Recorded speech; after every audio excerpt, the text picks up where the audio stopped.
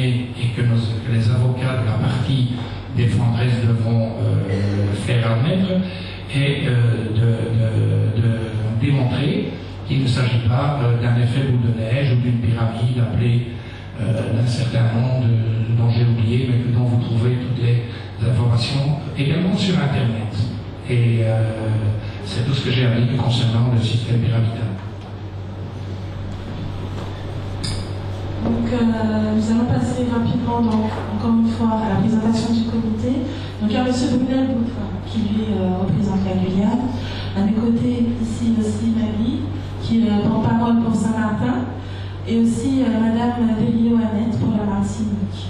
Donc je vais passer la parole à M. Boutrin pour qu'il puisse un peu faire valoir les voix de la Guyane et leur opinion à ce sujet. Merci. Bonjour à toutes, bonjour à tous. Donc, comme a dit Alice Brunel-Boutrin, je représente le comité de la Guyane. Je suis accompagné de mon collègue Denis Soleil. Nous avons été mandatés pour pouvoir justement porter ici, ce jour de conférence de presse, la parole de la Guyane. Sur la Guyane, nous sommes environ 1200 adhérents. Et mes propos iront surtout à l'encontre des journalistes.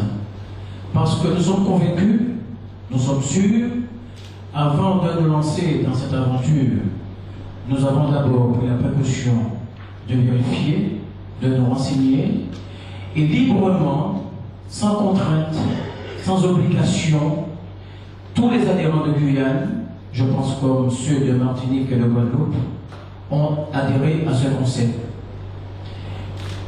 À l'instar des banques de dépôt, des banques de dépôt, qui se parlent derrière leur mur de secret bancaire.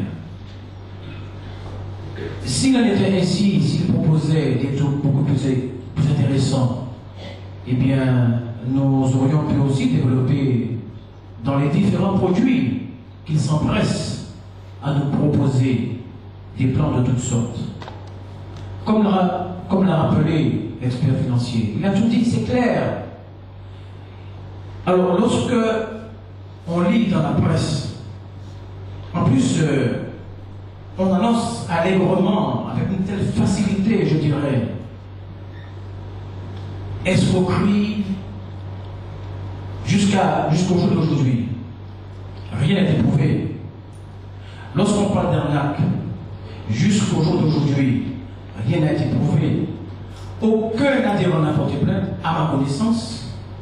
Et nous avons contacté un avocat sur la place, justement, qui était très étonné de l'ampleur des propos tenus par certaines presses, parce que je ne vais jamais généraliser. Force est de constater que trop c'est trop. On a été un petit peu plus vite que la musique, mais aujourd'hui, ce qui est important, c'est que nous avons Madame Annette Daniel et M. Dehi qui sont toujours incarcérés. Aujourd'hui, il nous appartient, tous adhérents de GFC, de témoigner, et c'est en ce sens que le comité de soutien de Guadeloupe, Martinique, Guyane a voulu être présent aujourd'hui pour pouvoir dire la vérité. Rien que la vérité et toute la vérité. Alors, nous n'allons pas jeter l'anathème sur la justice qui fait son boulot. Il y a une enquête qui est diligentée, nous ne sommes pas contre, il faut qu'elle aille jusqu'au bout. Mais de grâce, ce que nous réclamons aujourd'hui, ce que nous voulons, c'est qu'on libère nos comptes, qu'on nous laisse libres de notre argent. Nous avons cotisé, nous avons investi, je demande qu'on nous laisse libres de notre argent.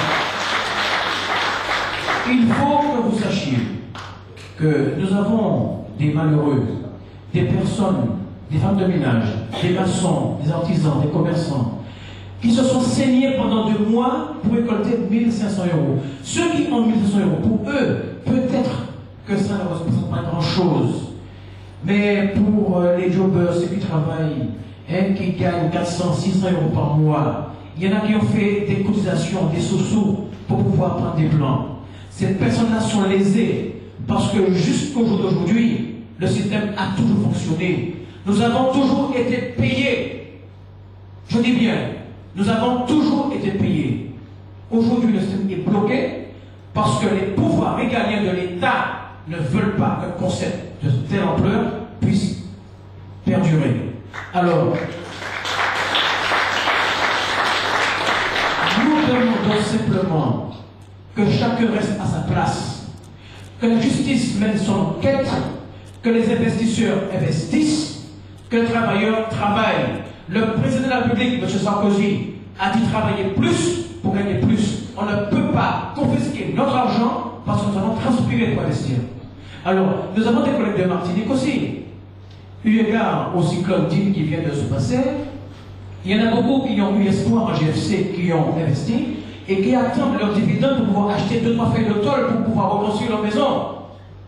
Alors, est-ce pour autant qu'il faille tout bloquer sous prétexte qu'on attend d'autres éléments? Alors, je dis qu'il ne faut pas confondre les choses. Non seulement nous réclamons aujourd'hui, et on a demandé à ce qu'on le dise, et d'ailleurs je vais laisser la parole à mon collègue Denis pour le relayer, nous voulons qu'on débloque les comptes parce que nous avons le dividende. C'est comme ça qu'on touche tous les mois. Alors c'est comme s'il y a 2-3 oiseaux qui font l'hypothèque sur une banque et puis on ferme toute la banque. Libérons notre sous, libérons nos finances, on a besoin de notre argent. Laissez-les faire ce travail. Je laisse la parole à mon collègue Denis Soleil.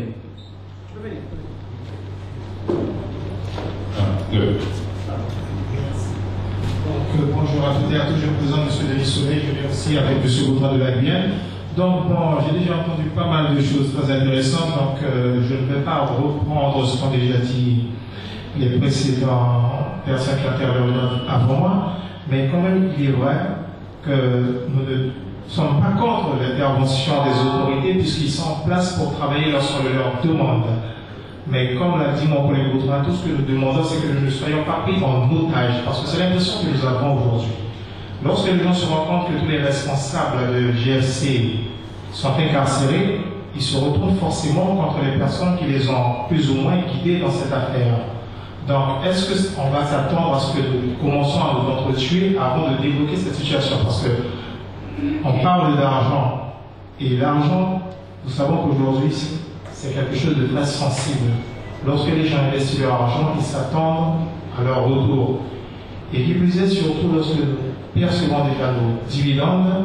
Donc, comme je l'ai dit, je ne vais pas me répéter, mais tout ce que nous demandons aux autorités, c'est de faire leur travail et de libérer nos dividendes qui n'ont rien à voir parce que nous sommes ceux qu'ils ont dit victimes, ils nous ont déclaré victimes sans qu'on leur ait demandé. Donc c'est bien que l'État se soucie autant de nous.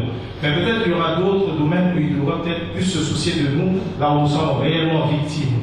Je ne vais pas m'étaler trop loin, mais prenons des exemples simples qui sont comme des arnaques qui sont entrées dans les mœurs.